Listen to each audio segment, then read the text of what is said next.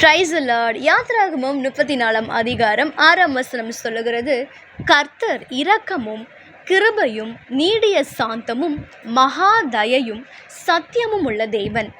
பிரியமானவர்களே, நம்ம தகப்பனாகிய இயேசு கிறிஸ்து ரொம்ப ரொம்ப மனதுருக்கம் உள்ள தேவன். He is so compassionate to every one.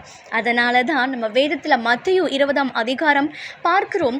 2 குருடர்கள் ஆண்டவரை கேட்குறாங்க, தாவீதின் குமாரனே எங்களுக்கு இறங்கும் என்று சொல்லும் பொழுது ஆண்டவர் உடனே மனதுருகி அவர்களை சொஸ்தமாக்கினார் என்று வேதம் சொல்லுகிறது.